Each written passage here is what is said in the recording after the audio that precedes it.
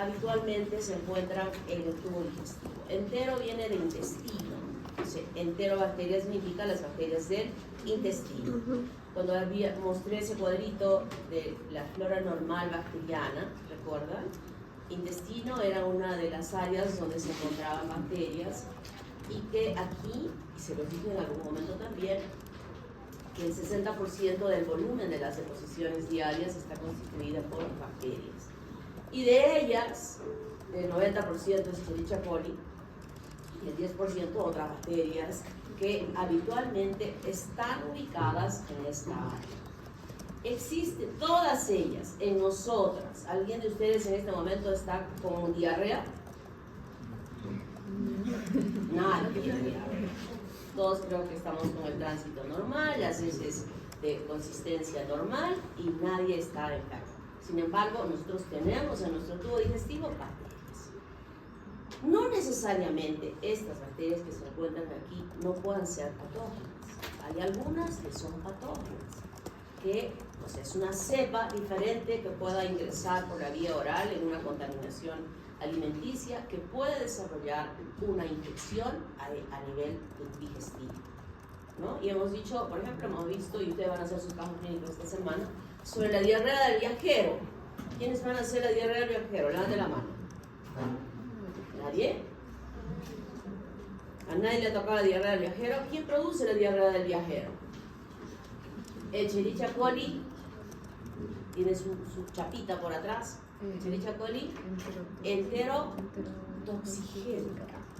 Escherichia coli enterotoxigénica. Y estoy diciendo en este momento que Escherichia coli se encuentra en el 90% de las bacterias que se encuentran en el tubo digestivo.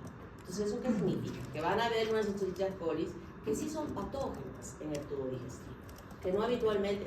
Nosotros en Arequipa probablemente estemos habituadas a su presencia en nuestro intestino. ¿Cuántos de esos comían hace algunos años en el Arequipa? ¿Se acuerdan que les dije? Antes de que José Roberto pusiera la planta de procesamiento allá en la carretera hacia la playa. ¿Les dije o no les dije? ¿No? Bueno, les digo ahora que antes de que hiciera ¿qué se dice? Esa planta de procesamiento, se hizo un estudio que cada arequipeño consumía al año 1 kilo de heces, traducida en la infección de todas las plantas, las lechugas, los tomates que consumíamos.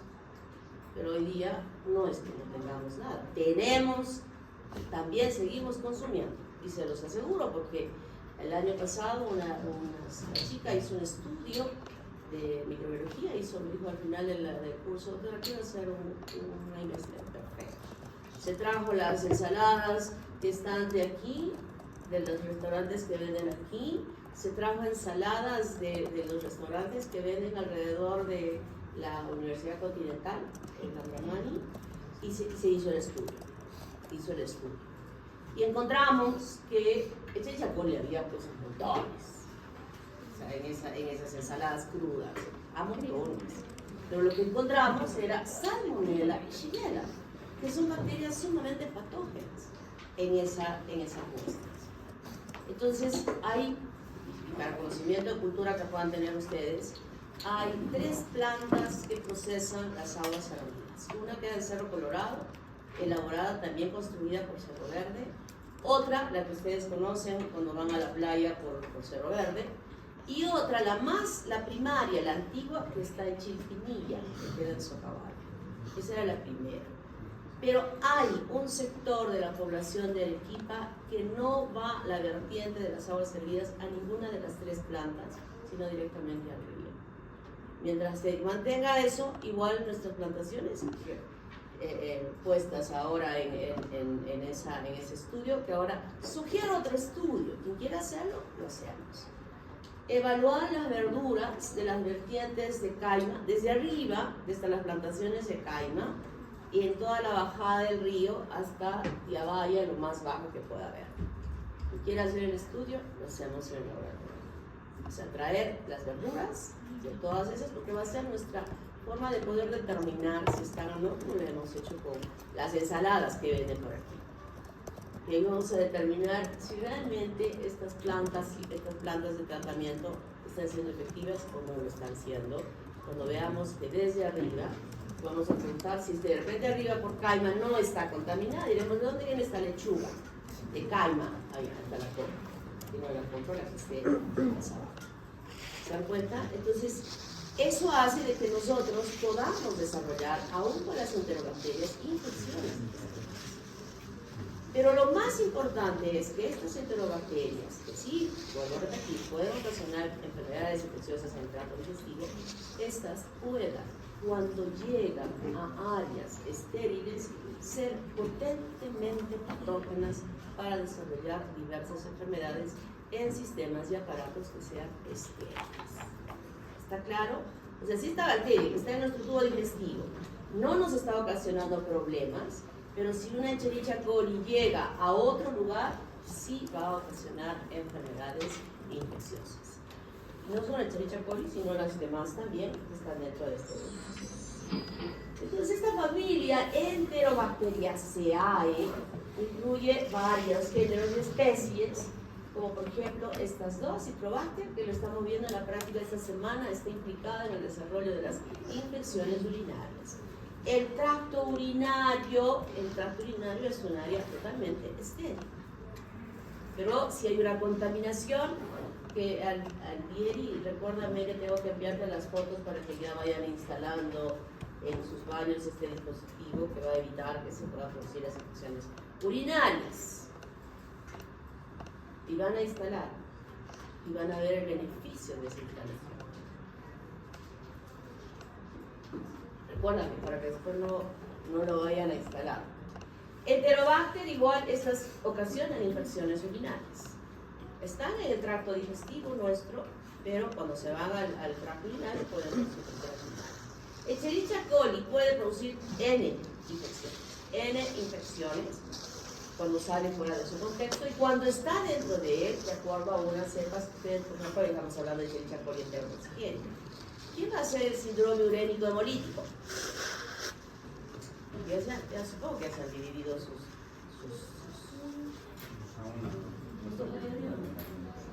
¿Cómo que aún no?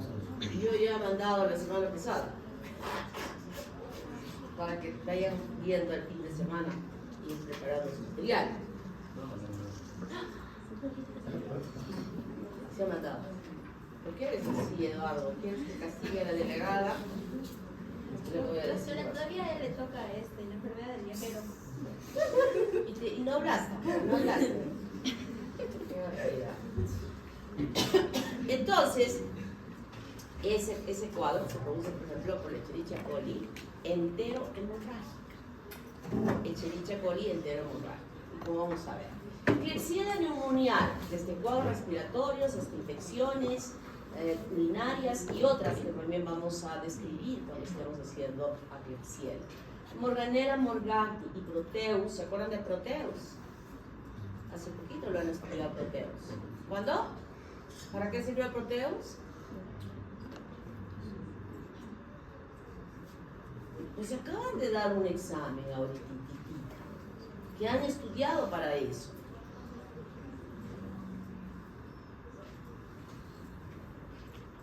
Menos uno, todos. Wayne Félix. ¿Qué era Wayne Félix? ¿Para qué servía Wayne Félix? Era una prueba que se utilizaba para reconocer la riqueza.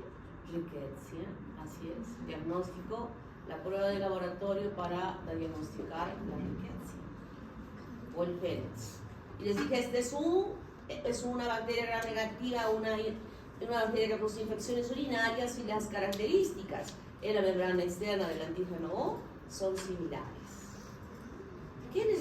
¿Les alcanzó el mensaje del delegado general? Un mensaje que les dije, por favor, envíe este mensaje. Estudien estas 2 semanas como que el día lunes o martes van a dar su examen final. Por lo visto, no le han hecho caso. Porque así aliviaban ya 2 semanas de haber estudiado bien, porque solo iban a repasar. Chicos, cuidado, Yo tengo todas las ganas de que ustedes les vaya bien. pero saben que yo no regalo notas, ¿verdad? Así es que estudiar. Ay, Jesucito. Salmonella produce varias infecciones, las vamos a conocer. Serratia también está comprometida en las infecciones urinarias. Shigella, varias de ellas ocasionan problemas de tubo digestivo, infecciones digestivas. Yersinia pestis enterocolítica y pseudotuberculosa con un comportamiento muy especial. Entonces, estas bacterias que llamamos enterobacterias son las más patógenas para nosotros, donde se desarrolla una serie de cuadros clínicos, no solo en el tubo digestivo, sino en cualquier otro lugar donde pueda estar presente. Entonces, dentro de las características generales de esta familia, todos son bacilos gram negativos. Unos más grandes, unos más chiquitos, otros más gorditos, unos más flacos. El borde de superficie en los extremos pueden ser redonditos, pueden ser planos, pueden ser fusiformes. Para un microbiólogo experto, con una coloración de gram, podría determinar solo con el gram a quién podría estar correspondiendo esta bacteria gram negativa. Pero no es así, porque tenemos que hacer otros estudios para corroborarlos. Por ejemplo, aquí, yo estoy segura que este es Escherichia coli. ¿Y este? ¿Qué característica le ven a este? Que tiene una cápsula. Que tiene cápsula. Tremenda cápsula. Y por tener esa cápsula, yo ya digo que es Klebsiella. Porque Klebsiella tiene una reverenda cápsula. Y los dos son bacilos gram negativos. O sea, podemos, pero no es lo usual, ¿no? Lo usual es que tengamos que identificar en el laboratorio a quién corresponde, porque como estamos viendo, son muchas enterobacterias y todos son bacilos gram negativos. No forman esporas. Pueden ser inmóviles, como Klebsiella, y eso lo estamos viendo en el laboratorio, ¿verdad? En esta semana de la práctica, que estamos viendo la diferenciación bioquímica, hemos visto que mientras que en todos los demás tubitos se ve como que el tubo estuviera turbio, ¿no? Y esa turbiedad significa que ha habido movilización de las bacterias. En la de Klebsiella se ve transparente.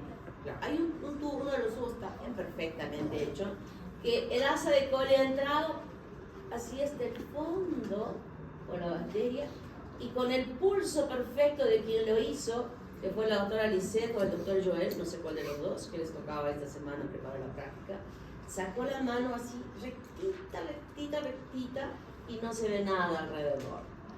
Pero en otras, ustedes van a ver que metió y a la salida parece que se desvió un poquito, ¿no?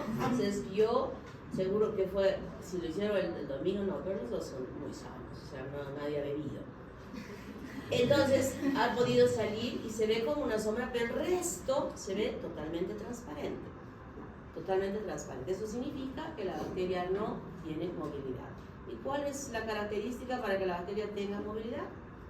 Que tengan flagelo, ¿verdad? Entonces, ya es una información que nosotros tenemos para diferenciar entre las bacterias a quién corresponde. Si tiene movilidad o no tiene movilidad. Móviles con flagelos peritricos, otros pueden tener rofotricos, anaerobios facultativos y su hábitat, como hemos dicho, flora intestinal.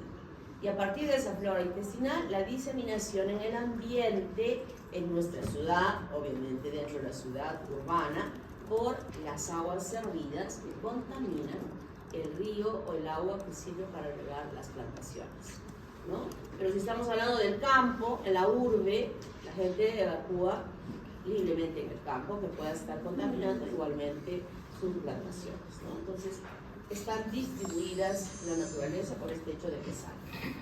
Esta familia tiene como características generales que puedan crecer en medios de cultivo que son selectivos. El medio de cultivo más importante para el crecimiento de las enterobacterias es el agar macón. Este agar va a permitir que crezcan todas las enterobacterias, todas. Y en ese crecimiento del maconque nosotros podemos visualizar dos tipos de colonias. Unas que se pintan de fucsia y otras que no se pintan de fucsia, sino tienen el color de la madera. Pero el color original del agar es este. O se ve un poco más claro en este caso, ¿no? Pero cuando decimos que no ha Aquí diferenciamos específicamente con el agar de McConkie el crecimiento inicial de todos ellos, pero diferenciamos si son lactosa positivas o lactosa negativas. ¿Qué significa eso? Si fermenta metabólicamente la bacteria la lactosa o no tiene la capacidad de fermentar esa lactosa, ¿no? Entonces, cuando se pone de color fucsia, nosotros decimos que es lactosa positiva. Cuando es son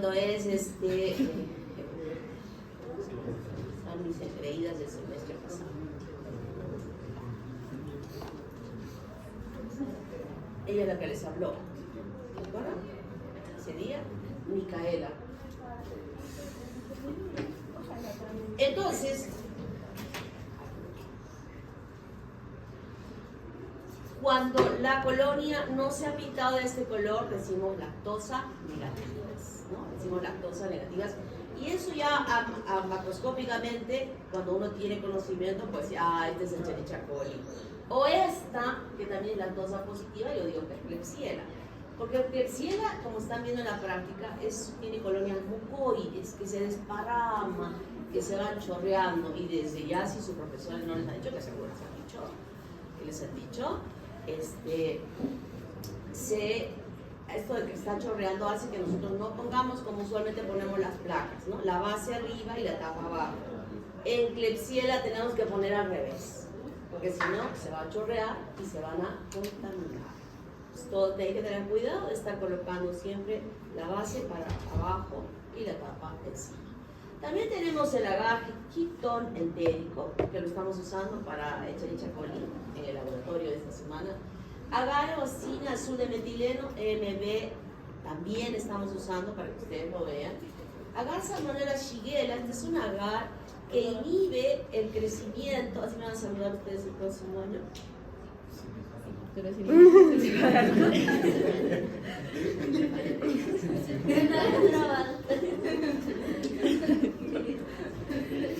Se van a pasar odiándome. Acabo de decir, yo quiero que a todos les vaya bien, pero yo no estoy dentro de ustedes para dar el examen. Ustedes tienen que hacerlo. Y yo sé que es un montón, pero no es difícil. No es difícil. Y siguen saludando. Siguen saludando. Así es que a estudiar. Agar Salmonella y Shigella es un agar específico para Salmonella y Shigella. SS. Inhibe el crecimiento de las demás bacterias y solo va a permitir el crecimiento de estas dos bacterias importantes. Cuando les decía que en ese estudio le hemos encontrado Salmonella y Shigella, empleamos este agar donde se veía el crecimiento de estas dos bacterias en estas muestras de las ensaladas que se vendían en estos restaurantes. Agar Psilosalicina desoxicolato XLD también lo tienen. Le hemos puesto varios de estas placas para Escherichia coli. Ojito, alguien me dijo ahí en la radio, doctora, ¿podemos tomar la foto de lo que usted ha proyectado? No, porque allí no están todos estos agares. Así que yo voy a revisar la guía, su portafolio, si es que no están estos, entonces significa que no han tomado sus fotos ni han hecho un estudio de los otros agares. Y es más, les voy a poner esos agares diferentes para que vean el diagnóstico en el examen. Ya sabes, ¿no? Y solo McConkie. Solo McConkie para que hagan el estudio de la diferenciación de las características culturales. Y podemos sembrar en el agar sangre donde Escherichia coli muestra hemólisis. Y recuerden lo que les dije y les hice prometer, que cuando sean ya médicos y soliciten un estudio microbiológico, coloquen edad y diagnóstico. Es importante, edad y diagnóstico, para que entremos en el agar sangre, ¿verdad? ¿Qué encontramos en el agar sangre que pueda producir infecciones urinarias en esa señora de 70 años? Staphylococcus saprophyticus. Muy bien. ¿Crece en McConkie? No crece en McConkie. ¿Qué más? ¿Qué más? Enterococcus fecalis. Muy bien. ¿Qué más? ¿Quién más puede producir infecciones urinarias? En las señoras mayores, de las que hemos estudiado, de las que hemos estudiado, porque van a venir otras bacterias más que producen infecciones urinarias en las personas mayores. ¿Verdad? Streptococcus pyogenes también puede producir infecciones urinarias. Entonces, hay que sembrar en el agar sangre y podemos encontrar beta-hemólisis. Y si es que podríamos estar pensando que sea un estreptococo beta-hemolítico, perdón, un estreptococo Diógenes, obviamente beta-hemolítico. Entonces, cuando hacemos el gram, nos encontramos con que no es coco, sino es un bacilo gram negativo. Y por esa característica que tiene Escherichia coli podría estar producida. Y entonces, es difícil para quien no conoce. Ya hemos clasificado que pueden ser en el agar de McConkey lactosa positivas y lactosa negativas. Las colonias pueden... Por favor, ¿podrían cerrar la puerta de ese caballero que está ahí? Está brillando, ¿no? Sí, está mal. Voy a corregir esas diapositivas porque en un caso claro no debería haber puesto letras blancas. Debe poner letras oscuras. ¿Verdad? Bueno, acá dice metabolismo. Entonces, como digo, la diferencia va a ser entre unas lactosa positivas y otras lactosa negativas. Pero si no las puedo, más no puedo decir, salvo que las conozco, como había dicho. Para mí este es Escherichia coli y este es Klebsiella, por esas características macroscópicas que tengan. Pero más no puedo decir. Y entonces utilizamos el metabolismo de esas bacterias que ya habíamos hablado, ¿no? Que las bacterias fermentan los carbohidratos, desaminan y descarboxilan las proteínas, utilizan ciertos sustratos. Entonces todo eso, todo ese conocimiento del comportamiento metabólico que tienen las bacterias, independientemente, porque no todas son iguales, ha permitido que en medios de cultivo, con indicadores que nos muestren la reacción de lo que está sucediendo, podamos diferenciarlos sin que nos contaminemos. No estaríamos haciendo anduitos con las bacterias metidas ahí, porque para evaluar eso tienen que estar vivas. Si no, no vamos a poder evaluar su metabolismo. Si están muertas, ya no van a funcionar. Entonces, en el laboratorio hay medios de cultivo que les permiten crecer, que les se ponen los sustratos y que se ponen indicadores para ver el comportamiento de esa bacteria y de esa manera poder determinar quién es esa bacteria. Y nosotros vamos a tener, por ejemplo, que son oxidasa negativos, fermentan la glucosa, reducen los nitratos a nitritos, que eso ya lo hemos visto incluso en la tira reactiva de orina, ¿se acuerdan? Que se les dijo, sus profesores probablemente les dijeron, miren, si cambia de color esta parte, significa que en esta orina hay bacterias que están haciendo esta reducción y se están formando los nitritos. Catalasa positivos excepto Shigella dysenterai tipo 1. Esto no hacemos en el laboratorio. La catalasa usualmente la usamos para diferenciar Streptococcus de Staphylococcus. Y entonces usamos una serie de agares, ustedes los están teniendo en su práctica ahora, donde solo les hemos puesto 5 tubitos para diferenciar 6 comportamientos. Y con eso podemos distinguir a estas bacterias de las 5 bacterias que estamos estudiando en el laboratorio, que están implicadas en el desarrollo de las infecciones urinarias. Esta semana estamos estudiando aquellas enterobacterias responsables del desarrollo de las infecciones urinarias. Y hemos hecho en la primera semana de la práctica, hemos hablado sobre infección urinaria, ¿verdad? Y hemos hablado sobre ello. Entonces, ahora estamos haciendo el cultivo de esa orina y estamos identificando en el cultivo de esa orina justamente a estas bacterias. Y tenemos el agar de TSI, donde la bacteria va a fermentar a estos 3 azúcares, glucosa, sacarosa y lactosa, ¿no? Por ejemplo, este tubito, este es el pico de flauta y en esta parte baja se encuentra glucosa y sacarosa. Y aquí arriba está la lactosa. Si la bacteria fermenta los 3 azúcares, todo el tubito se vuelve de color amarillo, porque está fermentando los 3 azúcares. Si la bacteria solo fermenta glucosa y sacarosa, se va a volver amarillo o ácido esta parte de la base, pero el pico de flauta es rojito. Y entonces yo les pregunto, este tubito, ¿cómo se verá en la placa del agar-McConkey las colonias? Con este tubito, ¿cómo serán? ¿De color fucsia o de color madera? De color madera, porque es lactosa negativa. Y aquí nos dice que este tubito es lactosa negativa porque no ha fermentado la lactosa. Si hubiera sido lactosa positiva, esas fucsias, Escherichia coli por ejemplo, todo este tubo no va a ser de este color amarillo. Entonces, esas características de reacción ya estamos en la hojita que les van a dar sus profesores, que la señora de la cafetería está cobrando 80 centavos. Carlos, creo que lo podemos, a ver, ya les he dado yo a ustedes su hojita. Escanéalo y me lo pasas. Claro, tú no vas a pagar 80 centavos, pero es para que se los pasemos a todos. Escanéalo, por favor.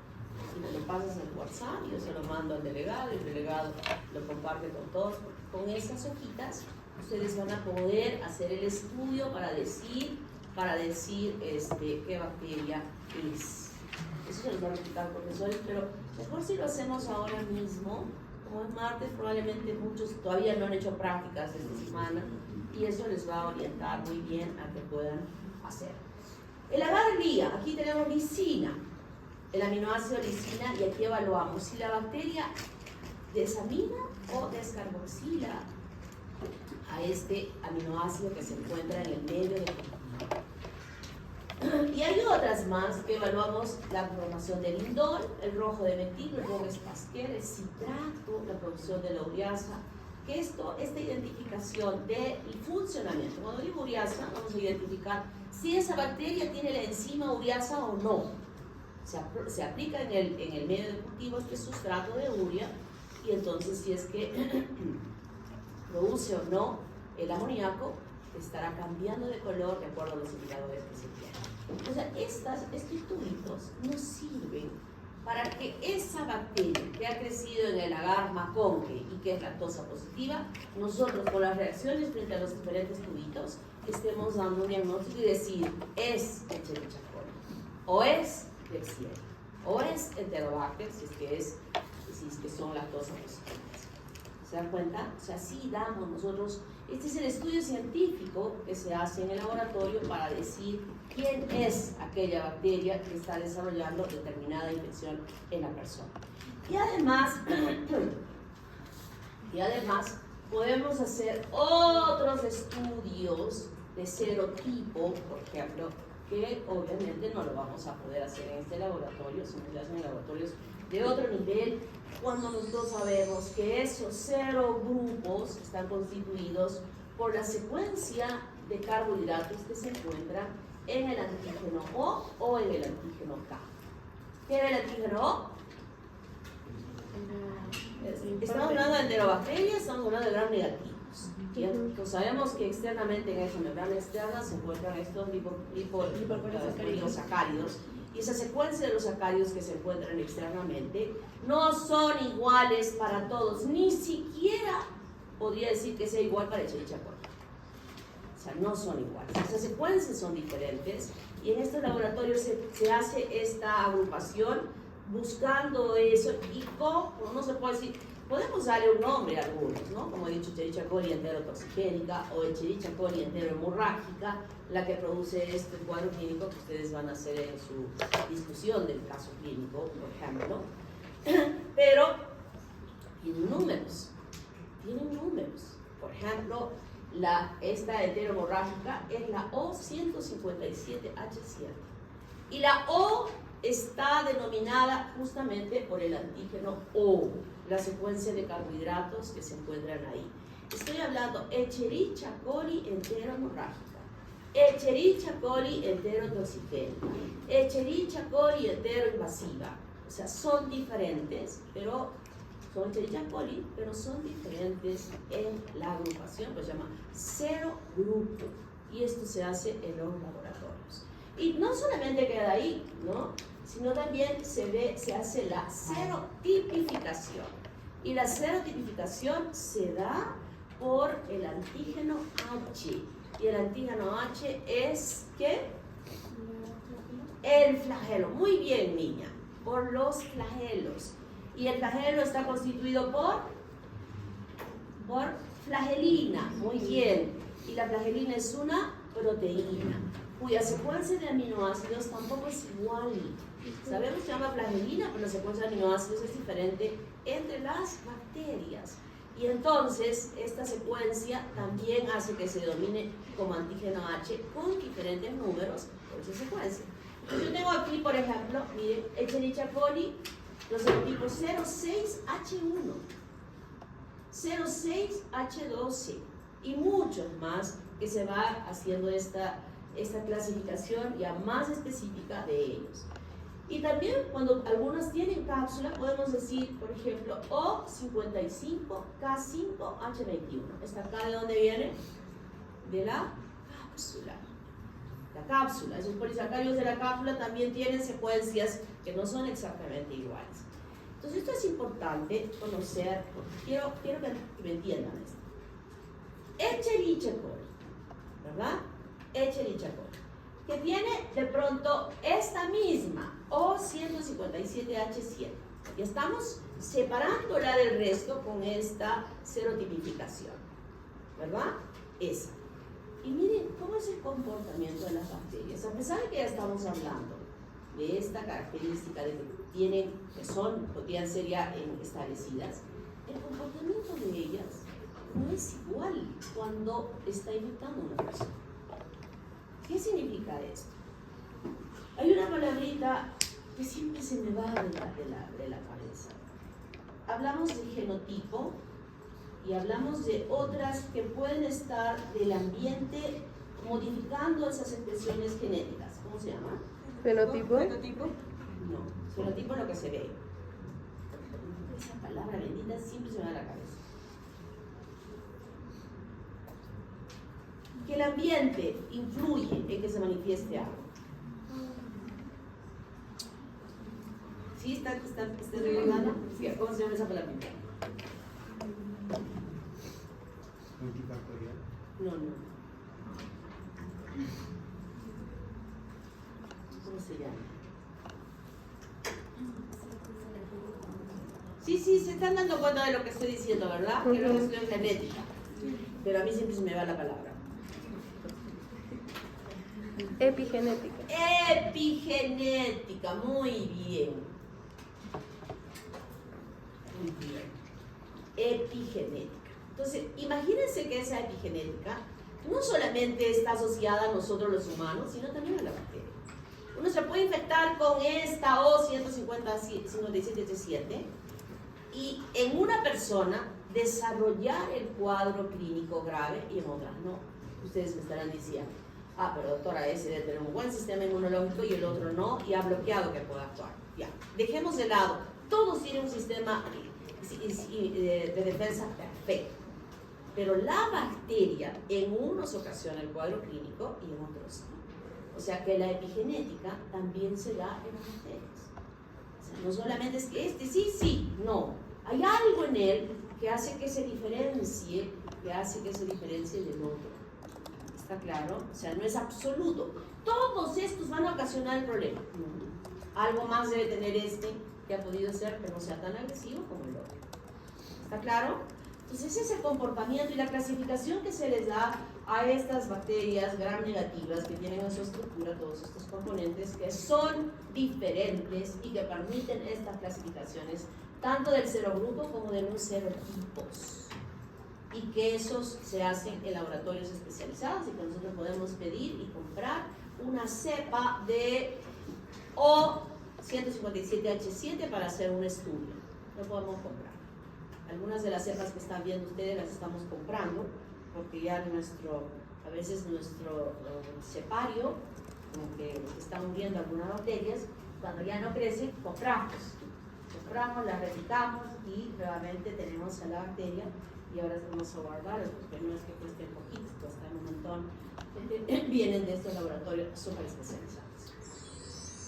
Entonces el antígeno O somático, constituido por carbohidratos fundamentalmente, es termoestable y es hidrofílico. El antígeno H es termolábil de naturaleza proteica, ya hemos dicho que es una proteína que se ubica en los flagelos y se llama la flagelina. Y esta va a ser de ella, es que se va a encontrar toda esa secuencia. El antígeno K o capsular, generalmente termolábil, que está constituido por proteína, en el caso ¿de quién? Toda, de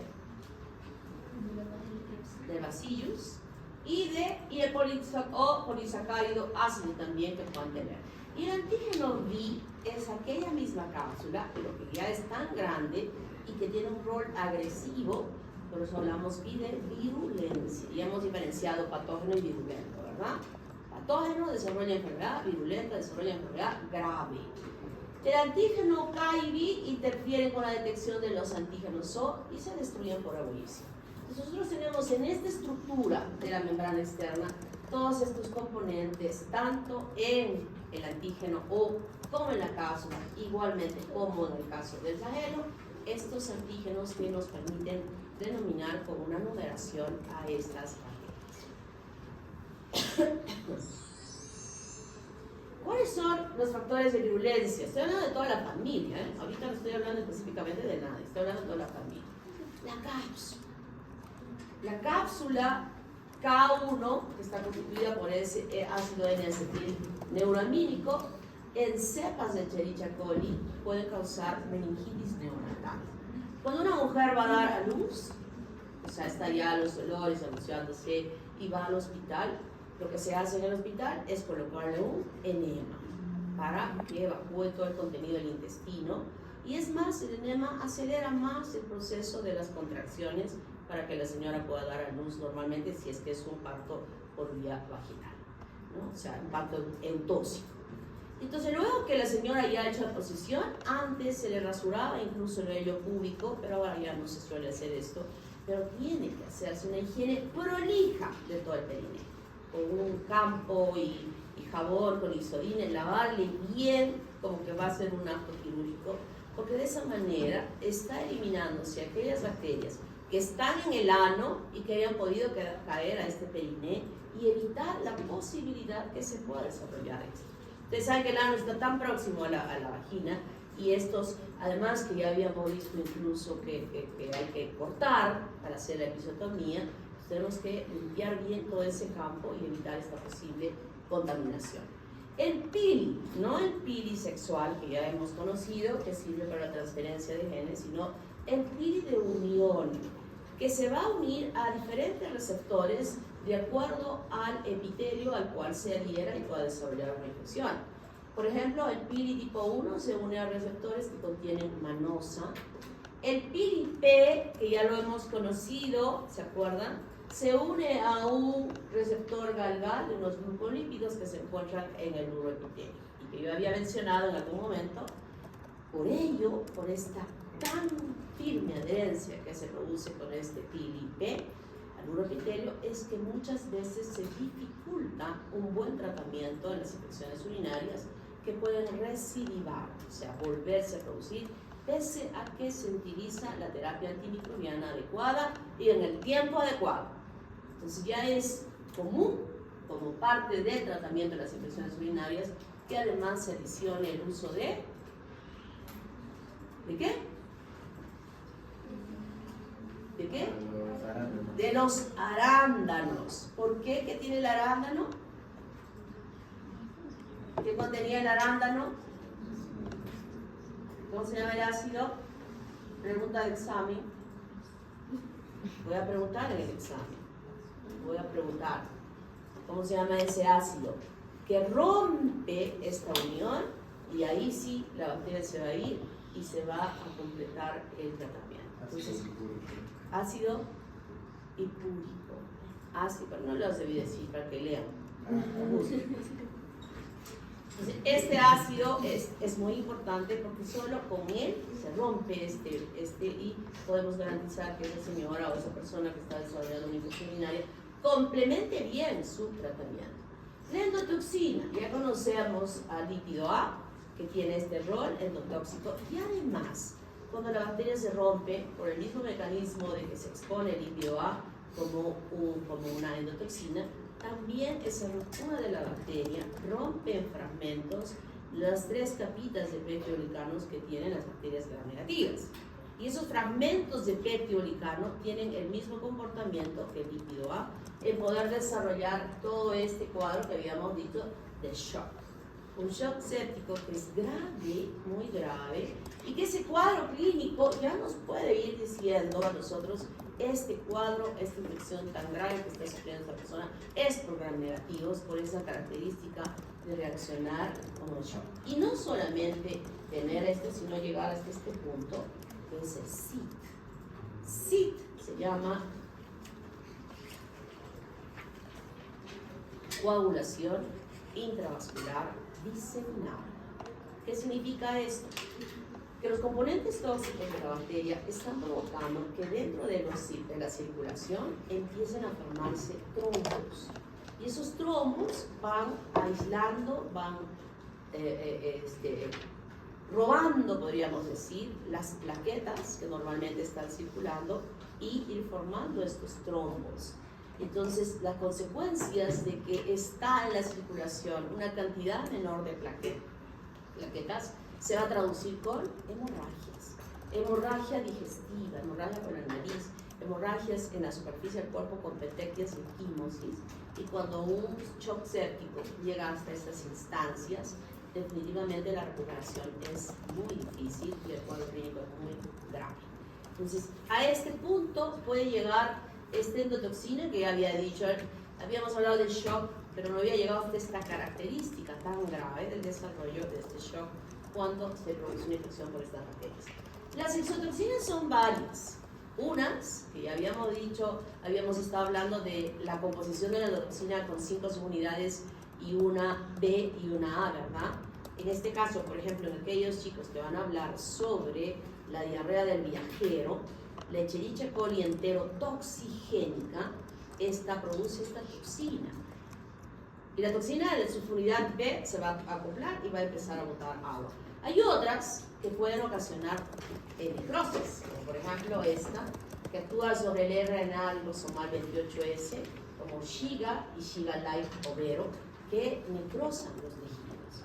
O sea, son exotoxinas que van a ser característicos del cuadro clínico cuando se producen. Los plásmidos y los fagos ya los conocemos, ¿verdad?